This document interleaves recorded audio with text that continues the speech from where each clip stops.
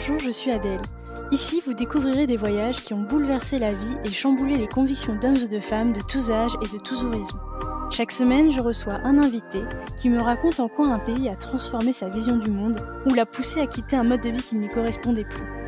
Alors laissez-vous porter par le premier podcast qui raconte une histoire autour d'un voyage. Bienvenue chez les Frenchies autour du monde, le podcast des voyages qui ont du sens.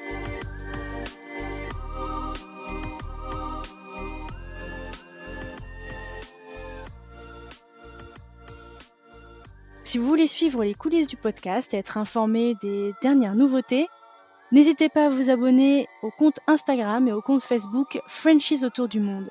Les liens sont directement dans la description de l'épisode. Le podcast est également diffusé toutes les semaines sur la web radio Allô la planète. Je vous souhaite une belle découverte sur allolaplanète.fr. Plusieurs passions unissent Damien et Mathieu. Le goût des aventures extraordinaires, le voyage, le vélo. Alors qu'ils sont sur le point de démarrer leur vie professionnelle, ils décident finalement d'ouvrir une parenthèse d'aventure à vélo pour un an. Ce qui les anime au moment de se lancer dans ce projet, l'amitié bien sûr, mais aussi le rêve et une bonne dose d'audace. Leur parcours, la route de la soie et d'autres grandes traversées leur font briller les yeux. Après quelques hésitations, ils prennent leur décision. Ça sera Nice-Singapour. Ils vont traverser l'Europe, la Turquie, l'Iran et l'Asie centrale. Vous vous doutez bien que quand j'ai découvert leur histoire, j'ai tout de suite voulu en savoir plus. Alors on s'est posé une petite heure tous les trois, alors qu'ils avaient déjà plus de 200 jours et 7000 km de vélo à leur compteur. Ensemble, on revient sur ce périple qui paraît fou, et pourtant vous verrez qu'ils ont méthodiquement préparé leur voyage. Damien et Mathieu se livrent sur les hauts et les bas de cette aventure extraordinaire, mais aussi très physique, où le mental est la clé. Les deux amis nous embarquent avec eux et retracent le chemin parcouru à vélo, à la rencontre des gens, de cultures et de coutumes uniques qui les marqueront à vie. Allez, je ne vous en dis pas plus et vous laisse découvrir cette belle histoire d'amitié à la rencontre des gens sur les routes du monde. Bonne écoute. Hello Damien, hello Mathieu, bienvenue dans le podcast. Salut, merci de nous recevoir, ça nous fait super plaisir. Ben pareil, ça fait très longtemps que j'ai pas fait du périple à vélo. Et nous, c'est notre premier podcast, donc on est tout excités. Première fois qu'on fait ça, génial. On se prête au jeu. Eh ben, on va commencer par le plus important, votre petite présentation pour les auditeurs qui nous écoutent. Donc, nous donnez vos prénoms, votre âge, la ville d'où vous venez, et puis en 2-3 mots, votre parcours pro.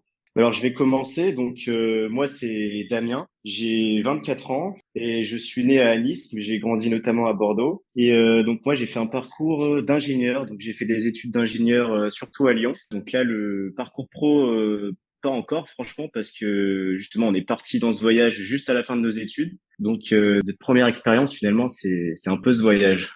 Et moi, du coup, c'est Mathieu. J'ai 25 ans. J'ai eu 25 ans pendant le voyage. Je viens de Bourgogne et moi, j'ai fait des études de commerce. Et pareil que Damien, j'ai fini mes études quelques mois avant de partir pour le voyage. Donc, première expérience également.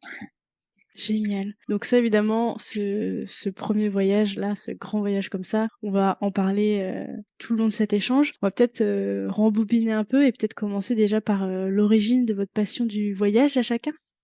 Ouais, alors cette origine, elle est un petit peu maigre, hein. On va pas te mentir. En fait, tout a commencé, on va dire, après le premier confinement, où tous les deux, indépendamment, on avait fait un voyage à vélo un petit peu séparément, comme ça. Et ensuite, on en a discuté. Nous, à travers cette petite expérience de quelques semaines et de 2 mois pour Damien, on est vraiment tombé amoureux de ce mode de voyage. En fait, c'était la toute première fois pour tous les deux. Et voilà, on a commencé à en discuter, etc. Et on s'est dit, pourquoi pas faire un truc un petit peu plus ambitieux, un petit peu plus grand. Donc voilà. Et toi, t'avais voyagé petit ou pas du tout? Ouais, on a tous les deux voyagé quand on était petits, mais jamais de cette façon-là. Un peu de la façon traditionnelle, on va dire. Ouais, pour les vacances avec les parents, tout ça. Ouais, voilà, pour les vacances avec les parents, très conventionnel. Mais peut-être qu'aussi c'est une conséquence du confinement qui a fait qu'on avait peut-être besoin un peu d'air, de nature. Ça a peut-être été aussi à cause de ça. Complètement. Et si on peut rembobiner encore un petit peu plus, même en fait, pour la symbolique de ce voyage, en fait, on s'est tous les deux rencontrés à Singapour quand on a fait un stage pendant nos études, tous les deux. Lui, donc, il était dans le domaine ingénieur, moi dans le domaine commercial. On s'est retrouvés dans la même entreprise. on a fait un stage pendant 6 mois, en 2019. Et voilà, on est devenus potes, etc. Et en fait, on est resté en contact en rentrant en France. Et c'est là où on a commencé. Donc, quand on a commencé à réfléchir à ce projet, c'est là où on s'est dit, bah écoute, c'est quoi, on va retourner là où on s'est rencontrés, où notre amitié a commencé. Et puis, cette fois, on va y retourner à vélo. Donc, voilà. Ok. Et du coup, vous avez fait les mêmes études ou pas? Alors, non, non, non. Du coup, moi, j'ai fait une école d'ingénieur Ah oui, et ok. Mathieu, il a fait une école de commerce. Mais il se trouve que la boîte dans laquelle on s'est retrouvé, ben, il y avait ces différents postes qui étaient représentés Ah, et on a pu génial. du coup se rencontrer là. Nos bureaux étaient à côté et on s'est bien marré et c'était le début d'une grande amitié. Ah, c'est extra quand même. Aller aussi loin pour se rencontrer quand même. Quelle idée. C'est Ouais, ça. quelle idée. Alors, donc, quel type de voyageur vous êtes, vous, ou vous étiez peut-être avant ce voyage? On n'était pas vraiment des voyageurs avant, je pense qu'on était plutôt des touristes en fait. Parce que comme l'a dit Mathieu, finalement on voyageait de manière plus normale, c'est-à-dire bah, quand on était jeune, pendant notre adolescence, avec nos parents. Donc on a eu la chance chacun de pouvoir aller dans diverses parties du monde. Mais ça n'a jamais été quelque chose, déjà aussi parce qu'on était plus jeunes, mais de vraiment aventureux. Alors moi, de mon côté aussi, j'ai été inspiré par Mike Horn. Mon grand-père, il m'a donné, il y a à peu près 5 6 ans de ça, un livre de Mike Ah, Horn qui s'appelle Latitude Zéro.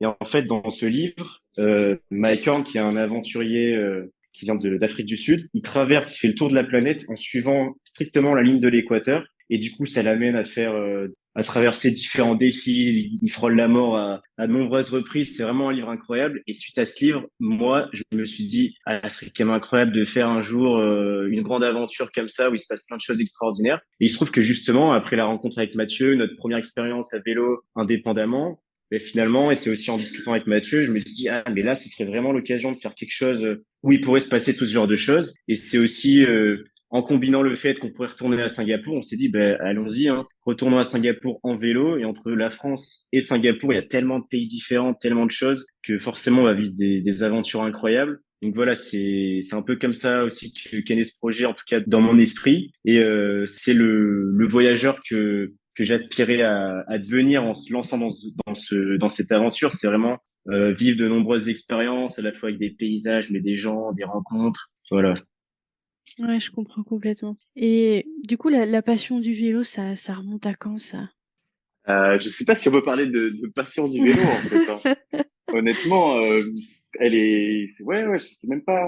Enfin, c'est en train de le devenir un petit peu. Mais au début, on voyait plus le vélo en fait comme un moyen de transport très pratique pour voyager. C'est pas cher. On a une certaine liberté en fait quand on voyage à vélo, parce que ça veut dire qu'on peut, voilà, on peut camper à n'importe où. On n'a pas à devoir gérer les horaires de train, de bus, de machin. Voilà, on est très très libre. Et en fait, c'est un peu cette notion de liberté qui est assez attrayante dans le vélo. Et voilà, mais c'est vrai qu'en partant, rouler par exemple 8 heures par jour, nous c'était dur en fait. C'était dur, on n'était pas du tout des cyclistes. Typiquement avant le voyage, j'avais pas touché un vélo depuis 2 ans. Et après forcément, bah, la passion du vélo, elle grandit pendant le voyage parce que déjà on s'attache à notre vélo, c'est devenu un peu notre bébé. Et puis bah on vit plein de choses avec ce vélo, donc forcément on s'y attache et on aime encore plus ce moyen de transport. Et on découvre de nouvelles choses vraiment top qu'on peut faire avec un vélo. On peut gravir des montagnes, traverser des déserts. Donc forcément, après, on se dit, bah voilà, on est capable de tout sur un vélo. Et donc alors, on pourrait peut-être reprendre vraiment le contexte de cette idée soudaine, ou pas soudaine, qui vous est venue. Ben alors, comment c'est venu? Ben en fait, honnêtement, je sais plus exactement comment est-ce que cette idée nous est passée par la tête. Donc moi, en fait, les deux voyages qu'on avait fait de manière indépendante, Mathieu avait traversé la Suisse en vélo et moi j'avais fait un tour de France à vélo. Mais ça, Et c'était pendant, alors moi, après votre... ça c'était, avant, alors enfin, ça c'était, avant Singapour. non, en fait, on s'est rencontrés à Singapour en Ok, 2019. Ensuite, ok, il y a eu le voilà. confinement. Et Mhm. juste après ce confinement, on est tous les deux partis en voyage, mais de manière indépendante. Et moi, je me souviens que pendant que je voyageais pendant ce Tour de France, j'avais rencontré quelqu'un qui m'avait parlé de la route de la soie, en fait. Donc cette route commerciale qui reliait la Chine à l'Europe.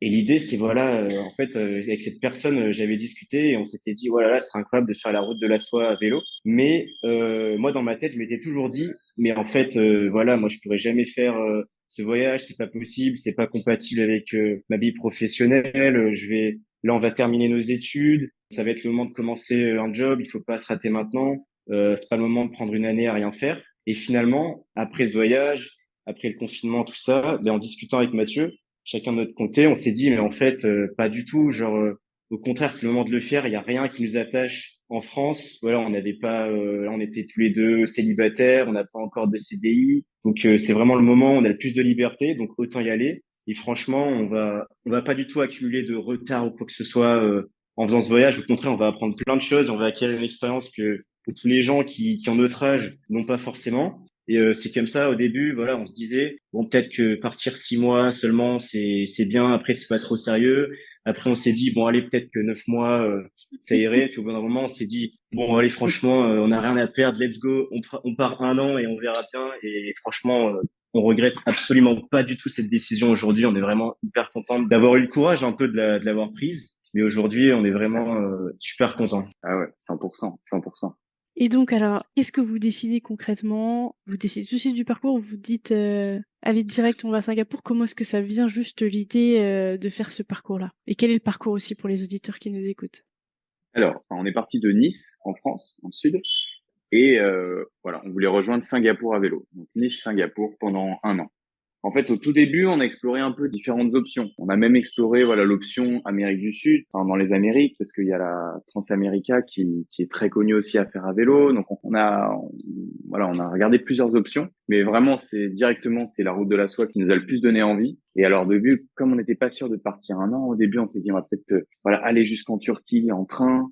Et ensuite, commencer notre périple à partir de la Turquie jusqu'à Singapour, mais on savait pas bien où passer, etc. Et puis du coup, voilà, une fois qu'on a pris la décision, ok, on part de Nice, bah là, on a commencé à regarder un petit peu des pays qui nous intéressaient, dont on connaissait rien du tout. Je pense qu'on a surtout recherché ça, en fait, des pays où on se dit, mais qu'est-ce qu'il peut y avoir là-bas? Notamment, je pense à l'Asie centrale, l'Ouzbékistan, le Kazakhstan, le Kirghizistan, donc c'était des pays, on en avait à peine entendu parler avant. Tu vois, on s'est dit, mais voilà, c'est le moment d'aller découvrir ce qui se passe là-bas. Donc voilà, on a vraiment regardé en fonction de ça. Et, voilà, on n'y connaît rien, bah voilà, on va aller voir ce qui se passe là-bas, quoi. Là où peut-être peu de monde vont, et nous on va aller découvrir ce qui s'y passe.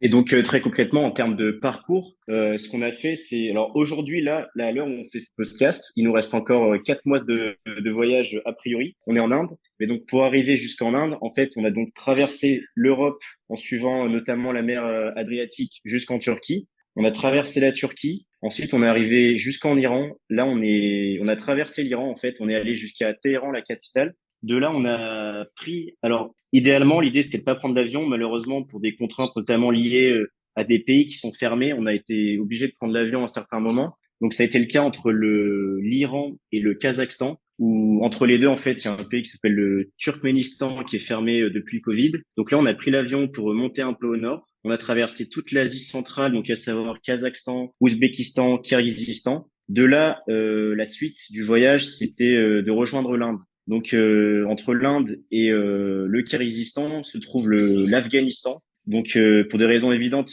on a aussi décidé de passer au-dessus de ce pays. Donc on a pris un avion et là on vient de finir notre traversée de l'Inde et du Népal et on est donc retourné en Inde et maintenant on va rejoindre l'Asie du Sud-Est, notamment pour faire la Thaïlande, le Laos, le Cambodge, le Vietnam et redescendre en Malaisie jusqu'à Singapour, notre destination finale.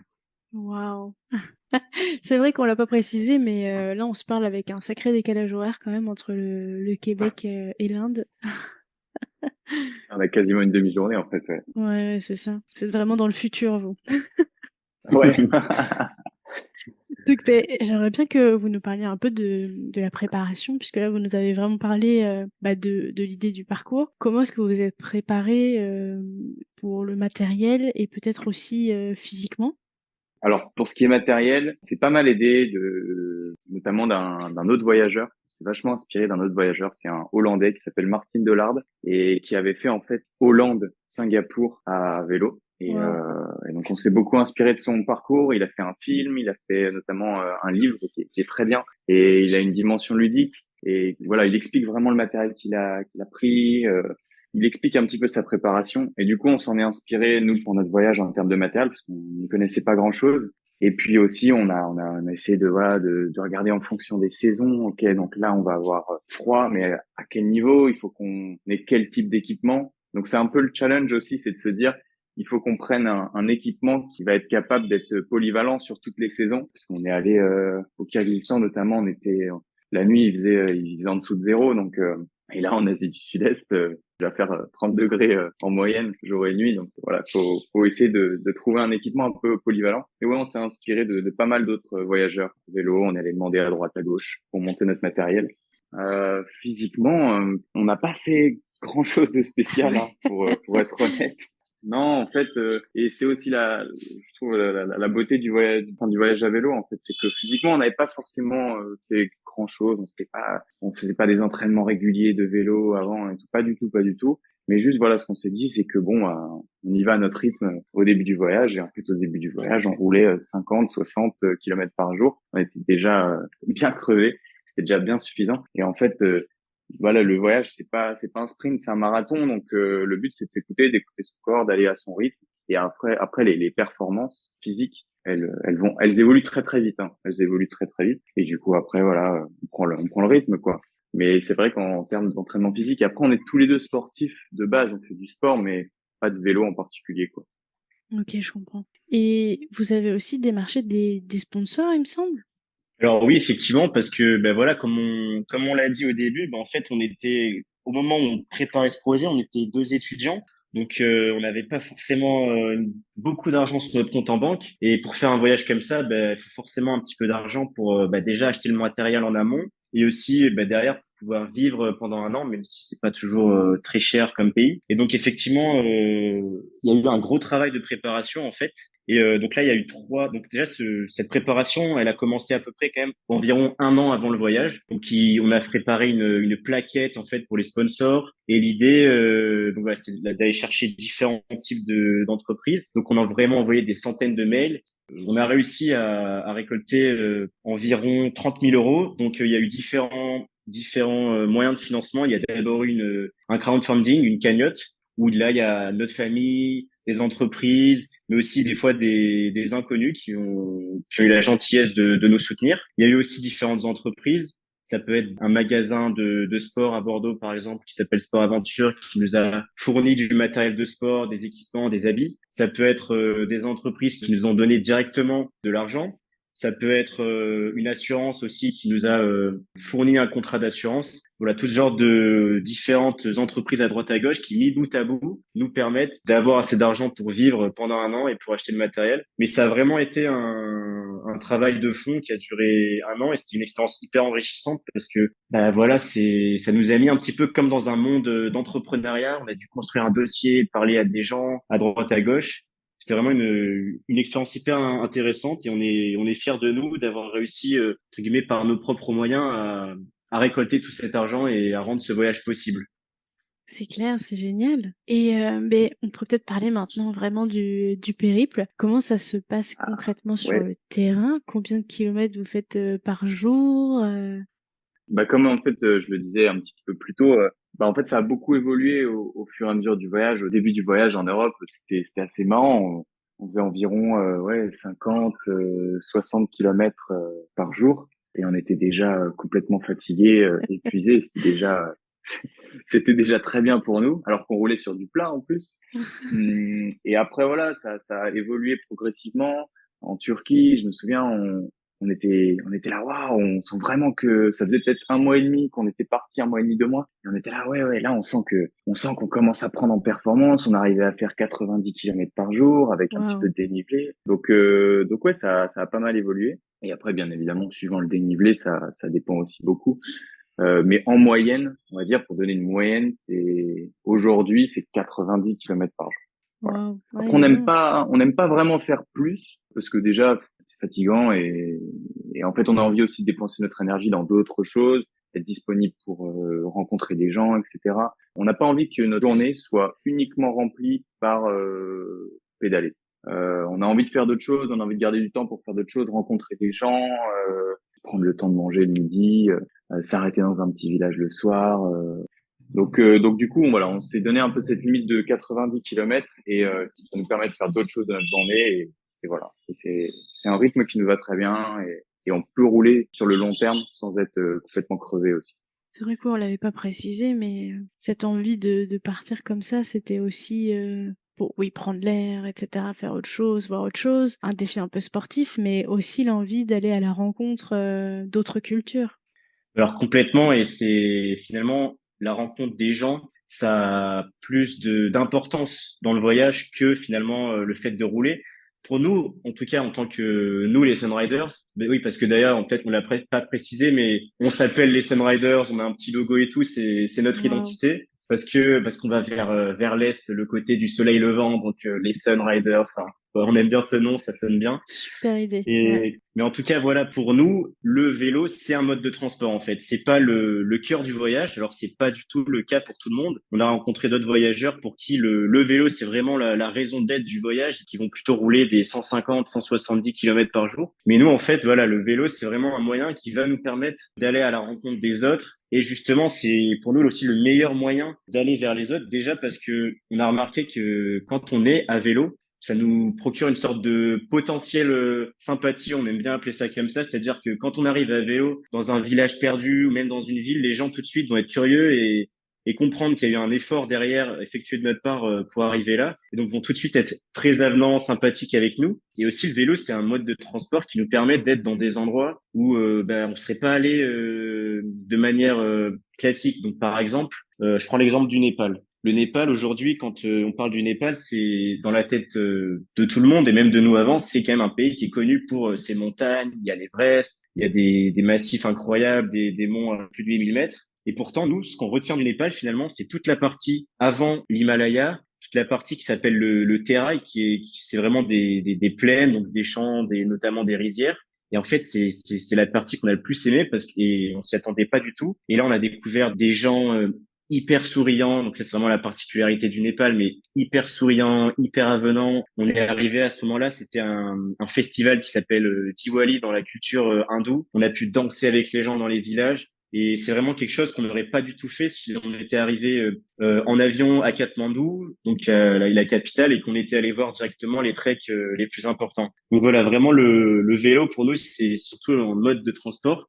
Et d'ailleurs, je fais une petite aparté à la question précédente qui concernait nos sponsors, parce que malheureusement, dans l'excitation du podcast, qui est notre premier podcast, j'ai oublié quand même de préciser qu'une aide qui a été extrêmement importante pour nous, c'est la marque Ellipse Bikes. En fait, c'est des amis à nous qui ont monté une entreprise de vélo. Ils nous ont fourni un vélo par personne, et donc on est en étroite collaboration avec eux. Et c'est vraiment un plaisir de bosser avec eux. On est un petit peu ils ont le test pour le premier vélo qu'ils ont lancé et ça se passe super bien. Donc voilà, ça nous a permis aussi de bosser avec des petites entreprises, d'aller leur rendre visite. Voilà, je me permets de les remercier ici. Désolé de les avoir oubliés dans l'excitation de tout à l'heure. Est-ce que vous voulez qu'on parle un petit peu mais de comment vous faites par exemple au niveau des hébergements, enfin un peu le quotidien parce que concrètement est-ce que vous arrivez à suivre exactement à la lettre le circuit que vous avez prévu? Comment est-ce que ça se passe?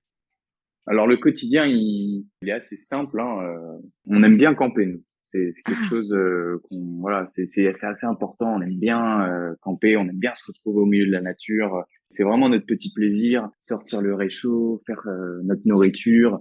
Ça, on aime bien. Donc majoritairement, je dirais ouais, 80-90%, on va faire du camping. Et après, bien sûr, généralement, on essaie de trouver. Soit on est invité chez des gens, et du coup, ça nous permet aussi de recharger nos appareils, de prendre une bonne douche aussi, c'est important. Et voilà, de dormir dans un bon lit de temps en temps. Soit, voilà, on prend des chambres d'hôtel aussi de temps en temps, mais généralement c'est une fois toutes les semaines, une fois par semaine. On s'accorde une nuit dans un lit et voilà, on prend une bonne douche, etc. Que voilà, c'est un peu notre rythme. Et en ce qui concerne l'itinéraire, c'est vrai qu'en fait on a un itinéraire global, mais au fur et à mesure, on est tout le temps à l'écoute des gens qu'on rencontre, etc., qui nous disent ah vous devriez aller visiter ça, visiter ci, et voilà, on essaie de voir si c'est cohérent, ça ne fait pas un trop gros détour, et en fait on organise un petit peu notre itinéraire au jour le jour comme ça, et ça nous permet une petite flexibilité et une part aussi de d'imprévu quoi, de se dire voilà on va là aujourd'hui ça va être sympa, voilà donc c'est un peu comme ça qu'on s'organise. Et en fait, moi, j'ai une question hyper pratico-pratique. C'est mais combien vous avez de kilos à porter? Parce que du coup, parce que vous campez, vous avez en plus du matériel pour camper avec vous. Très bonne question. C'est vrai qu'on nous la pose régulièrement. Mon vélo, on porte à peu près 35 kilos de bagages. Donc c'est beaucoup quand même parce que ouais, Ah on ouais. a. Alors et encore, on était parti avec beaucoup plus en fait. Au début, on était parti avec une tente par personne, un plus gros réchaud pour faire à manger, enfin plus d'affaires. En fait, très rapidement, on s'est délesté dès l'Italie en fait, hein. On s'est délesté de beaucoup de choses, notamment la deuxième tente. On s'en est jamais servi. On s'est dit, mais en fait, on n'a pas du tout envie de dormir séparément. C'est pas sympa. Puis même, pour être honnête, il y a bien des nuits où on est très content d'être à deux dans la même tente parce que c'est pas toujours très rassurant. Mais alors 35 kilos, ça peut paraître beaucoup et c'est vrai que bah, quand on porte le vélo, enfin quand il est là posé et qu'on essaie de le soulever, bah, on n'arrive même pas à le lever parfois. Mais une fois qu'on est dessus, en fait, aujourd'hui presque, on aime moins rouler sur le vélo où il n'y a pas de bagages que le vélo qui est lesté par tous les bagages parce que c'est super stable, on se sent plus en sécurité, ça nous fait comme des petits airbags sur le côté. Parce qu'en fait, on a quatre sacoches, donc deux sur la roue avant, deux sur la roue arrière, plus un espèce de sac The North Face posé sur le porte-bagages. D'ailleurs, ça donne un petit style très sympathique au vélo. Et honnêtement, on s'y fait très vite. Alors effectivement, quand on monte des montagnes, là, on le sent. Mais quand on est sur du plat, finalement, le fait d'être chargé, ça fait pas une si grosse différence. Et ça se fait plutôt bien. Voilà, il y a beaucoup de voyageurs qui voyagent même avec plus. Pas toujours évident, mais voilà. En tout cas, nous, on est à peu près dans la moyenne. Donc 35 kilos, je pense que c'est ce qu'il faut. J'aurais tendance à dire, ouais, c'est ce qu'il faut essayer de viser peut-être quand on part dans un voyage comme ça. Vous pourriez peut-être maintenant nous raconter des moments forts déjà de ce voyage ou des rencontres aussi qui vous ont marqué? Ben, avec grand plaisir. Alors, je pense qu'on a tous les deux aussi eu des moments forts, des highlights, enfin, différents. Moi, le truc qui m'a le plus marqué dans ce voyage, alors je sais pas pourquoi, mais dès qu'on me pose la question, c'est le truc à chaque fois qui me vient en tête. C'était quand on était au Kirghizistan, donc un pays super reculé, et en fait, là-bas, les gens habitent dans des yourtes. Et enfin, en tout cas, il y a des nomades qui habitent dans des yourtes, voilà, l'été, ils vont en haut des montagnes, ils sortent leurs troupeaux, ils habitent dans des yourtes avec leurs chevaux, ils se baladent pour voir leurs troupeaux. Et il se trouve qu'une fois, justement, on a monté, on était en altitude à 3500 mètres d'altitude, on avait monté toute la matinée avec un réveil super tôt. On avait plus d'eau, on avait mal à la tête, on était déshydraté. Et là, on s'est dit, mais qu'est-ce qu'on fait? Ok, on est allé voir dans une yourte. On a toqué à la porte entre guillemets parce que bon, il n'y avait pas de porte. Et là, il y a une dame qui est sortie, donc une nomade, et qui nous a donné de l'eau. Et c'était vraiment un moment hyper, comment dire, authentique. Et donc, elle nous a sorti un espèce de gros jerrycan. Il y avait de l'eau jaune dedans, dégueulasse. Et après, on a commencé à discuter. Donc, on parlait avec les mains, avec des gestes, avec des mots. Elle était très sympa. Elle nous a sorti un espèce de breuvage qu'ils ont là-bas. J'ai plus le nom, mais c'est une espèce de lait de jument fermenté, qui font fermenter dans une énorme sorte de marmite en bois, d'un gros tonneau. Et en fait, c'est fermenté, il y a de l'alcool, c'est dégueulasse. Et je me souviens vraiment de ce moment, elle nous l'a donné, on a goûté, c'était horrible, et elle, ça l'a fait rire.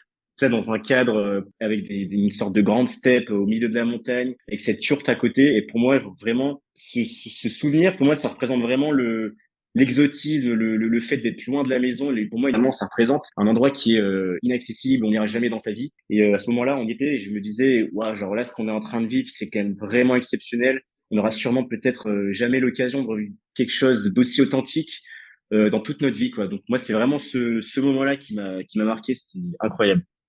Et pour moi, mais moi en fait, je pense que ça va être le Népal. Déjà, le Népal, c'est le pays que bon, que tous les deux on a préféré.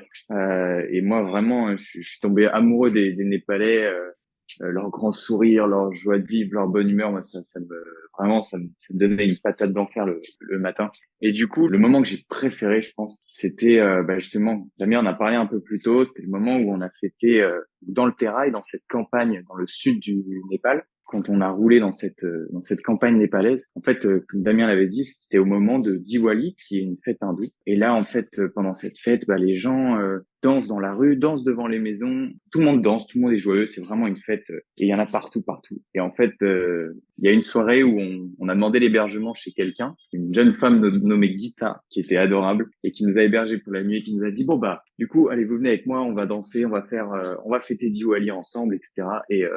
Et c'était juste un moment magique parce que on est arrivé pour fêter Diwali avec les gens dans ce petit village. Et au début, ils nous ont vus. Et ils se sont dit, mais enfin, ils nous regardaient en mode, mais qu'est-ce qu'ils font là, quoi? Et très vite, en fait, ils ont juste vu que nous, voilà, on était là avec nos deux grands sourires de benets. On avait envie de vivre ça avec eux, de faire la fête avec eux, de célébrer cette fête religieuse. Et du coup, ils nous ont complètement acceptés et ils nous ont pris sous leur aile et on a célébré ça ensemble toute la soirée. Et c'était un moment fou, quoi. C'était encore une fois, c'était un moment hyper authentique et puis de vivre le Diwali justement en question. Cette fête, c'est un peu le Noël en France. Ouais. Donc c'est quand même voilà, c'est la fête hindoue. Et voilà, de fêter ça avec eux, c'était juste fantastique. C'était des super souvenirs et avec cette bonne humeur népalaise qu'on adore. Est-ce que vous avez peut-être un souvenir, en commun, un moment, tous les 2 aussi que vous avez vécu, Je pense que un des moments vraiment où voilà où on a senti qu'on était là vraiment deux potes, enfin où on a vécu un moment à deux vraiment fou, c'était quand on a gravi notre premier sommet en altitude. Je me souviens, c'était 3450 mètres d'altitude. Voilà, on a fait ce sommet à vélo. Et avant ça, enfin pour nous, c'était juste du délire de se dire mais on va monter en haute altitude avec nos vélos. Moi, j'étais jamais monté aussi haut de ma vie, même au ski en fait. Et du coup, ouais, là, quand on est arrivé en haut de ce sommet, on en avait bavé. C'était au Kirghizistan. On en avait bavé. Il faisait froid, c'était dur. La route était toute cabossée, etc. Et vraiment, en arrivant en haut du sommet, on a eu cette espèce de moment de complicité hyper fort où on était là, viens là mon pote, viens dans mes bras, on l'a fait quoi, on l'a fait tous les deux, et c'était vraiment un moment hyper intense quoi. Voilà, la cohésion était à son paroxysme. et est-ce qu'on pourrait revenir peut-être sur, ce que vous trouvez comme avantage finalement à ce mode de transport quand on voyage et peut-être les inconvénients aussi que ça peut avoir? Puisque tout n'est jamais tout blanc et tout n'est jamais tout noir. Ouais, carrément. En termes on va commencer peut-être par les avantages. Il y en a plein, comme on l'a dit. C'est vraiment la possibilité d'être vraiment en proximité avec les locaux, d'aller dans des petits villages où on serait pas allé de manière générale, de se perdre aussi, parce que finalement, la meilleure manière souvent de trouver des endroits incroyables, c'est de se perdre. On se retrouve des fois, par exemple, récemment en Inde, on a traversé une région qui s'appelle le Bihar, qui est une des régions les plus pauvres du pays. Et peut-être qu'on n'y serait sûrement pas allé si on avait dû traverser en voiture ou en avion. Et là, on s'est retrouvé sur des petits chemins, dans des villages où les gens, ils habitaient littéralement dans des maisons en terre cuite et en paille, où ils élevaient leurs animaux. Donc, voilà, je pense que le vélo, c'est vraiment arriver dans des endroits improbables. Aussi, ça nous permet d'avoir enfin, nous, en tout cas, on a aussi choisi ce mode de transport parce que c'est un challenge et il y a un vrai sentiment d'accomplissement. C'est-à-dire que aller de pays en avion, c'est quand même pas le même sentiment que de le traverser tous les pays à vélo à la force uniquement de ses jambes et de se dire ah ouais c'est nous qui avons fait en sorte de nous retrouver là. Genre typiquement moi au moment où je me souviendrai longtemps, c'était au Kazakhstan, les premiers chameaux qu'on a vus et on s'est dit mais c'est dingue, genre là il y a des chameaux et c'est nous, à la force de nos jambes, qui sommes allés voir les chameaux. Enfin, c'est incroyable. Genre, on n'avait jamais vu de chameau de notre vie à part dans un zoo. Et là, vraiment le sentiment de se dire, ah ouais, c'est nous qui avons rendu ça possible à la force de nos jambes. Donc, quand même une grande fierté. Après, en termes d'inconvénients, il y en a aussi forcément beaucoup. Déjà, alors, on peut quand même voyager chacun à son rythme. Mais bon, il y a peut-être une question d'hygiène, je dirais. C'est-à-dire que quand on passe une semaine dans une tente, c'est pas toujours évident de rester propre. Donc, on a acquéri une grande résistance à la saleté au fil des mois. Au début, c'était pas toujours évident. Il y a aussi des fois des contraintes. Par exemple, en Inde, des fois, c'est pas toujours évident de trouver un endroit où camper parce que il y a beaucoup de monde en Inde, c'est pas un secret. Et les Indiens, souvent, sont des gens très curieux. Donc, si on veut passer une nuit tranquille, il faut vraiment trouver un endroit où on ne peut pas être vu, parce que c'est quelque chose qui est très difficile à trouver en Inde. Du coup, voilà, notre mode de voyage a fait que c'était un petit peu un stress, en fait, lors de notre traversée en Inde, de trouver un endroit où on allait pouvoir être tranquille, où personne allait venir nous voir. D'ailleurs, ça nous est arrivé au début de faire carrément des cauchemars. Tous les deux, on savait, on a fait, putain, j'ai rêvé qu'il y avait des mecs autour de notre tente là qui ouvraient la tente et qui venaient voir ce qui se passait à l'intérieur. Donc des fois, un petit stress comme ça, quoi. Voilà, peut-être que Mathieu avait d'autres inconvénients à rajouter. Non, ouais, je pense que tu as résumé quand même les inconvénients principaux. Ouais. Après, bien sûr, il y a aussi des contraintes. Bah, faut entretenir le vélo. C'est sûr que pendant une journée, quand il y a une roue qui se casse, bah, c'est quand même pas une très bonne journée généralement. En tout cas, elle se passe pas aussi bien que prévu. C'est fatigant. Des fois, on se dit, mais qu'est-ce qu'on fout là? C'est chiant. On se demande des fois pourquoi on s'est lancé là-dedans, mais au final, c'est quand même c'est que du positif qu'on retire. Ouais, bah, ça, c'est normal. Ben, j'aimerais bien que vous nous disiez un peu ce que ça vous a apporté finalement sur le plan personnel, ce voyage, ce qui nourrit en vous finalement. Je vais commencer alors. C'est une bonne question, mais elle est pas évidente. C'est pour ça que c'est une bonne question. Sur le plan Merci. personnel,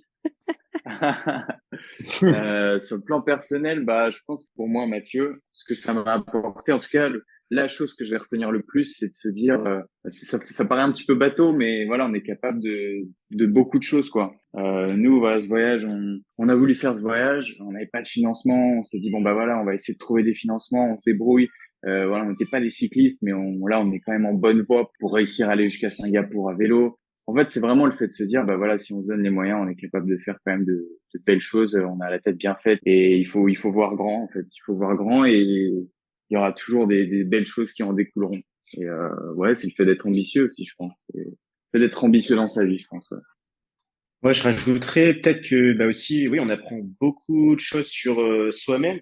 Finalement, de voyager. Et ça, surtout, c'est le fait de voyager à deux, parce que avec Mathieu, on est 24 heures sur 24, 365 jours sur 365 ensemble, collés tout le temps, tout le temps, tout le temps. Et en fait, on se rend compte de beaucoup de choses sur soi-même et sur l'autre. Alors, un point crucial qui a été important dans notre voyage, c'est toujours de communiquer, histoire que ça se passe bien, parce que bon, c'est sûr que d'ailleurs, la première question qu'on nous pose souvent, c'est ah mais dites donc, vous vous engueulez pas, comment vous faites pour voyager à deux tout le temps? Et ça, je pense, que ça passe beaucoup par la communication, mais justement, ça fait que on se rend compte un peu des défauts de l'autre et des siens notamment, et ça fait que petit à petit, je pense que on est tous les deux peut-être pu régler différents problèmes pour que ça se passe de mieux en mieux et donc entre guillemets devenir la meilleure version de nous-mêmes, pour le dire de manière assez cliché. Donc voilà, ça je pense que c'est très important.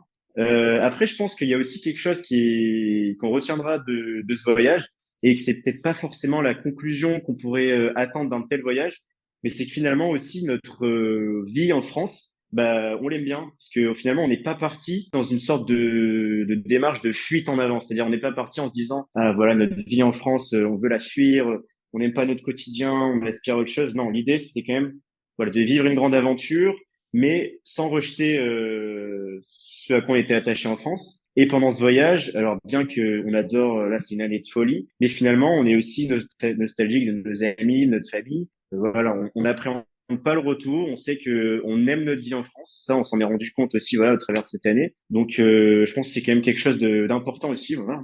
Complètement. Ouais, exactement, très bien dit. On arrive à la fin de cet échange. Ça m'a fait trop plaisir de discuter avec vous et d'en découvrir plus sur votre voyage, votre manière aussi de voyager. Ça faisait très longtemps, comme je vous dis, qu'on n'avait pas fait de voyage à vélo. Donc, je suis vraiment ravie de reprendre Ah, dans cette saison avec vous, avec un témoignage comme le vôtre. bah, merci beaucoup d'avoir Plaisir pensé à partagé, nous. hein. Eh ben, génial. En plus, c'était le premier, donc je suis super content que c'était avec moi. Super, ouais. Et donc, ben, je vais vous proposer donc de conclure cet échange en encourageant des personnes qui aimeraient faire un voyage à vélo, faire un périple un petit peu fou comme le vôtre, mais qui n'osent pas se lancer, qui n'arrivent pas à trouver le petit truc qui va faire qu'ils vont oser franchir le cap. Eh bah oui, eh bah partez à vélo parce que c'est fantastique, c'est humain, c'est super aventure humaine et pour vous et pour les autres. Et surtout, en fait, le voyage à vélo, c'est adapté à tout le monde. Il suffit juste de trouver son rythme, le mode qui vous correspond. Et voilà, il s'agit pas de rouler 150 km par jour. Voilà. Si vous voulez en rouler 40, vous en roulez 40 et vous allez à votre rythme. Et c'est ça aussi la beauté du vélo. Pas de pression, pas de stress et que du bonheur. Merci beaucoup. À Voilà, et bientôt. Merci à bah toi. à bientôt, ouais. À bientôt.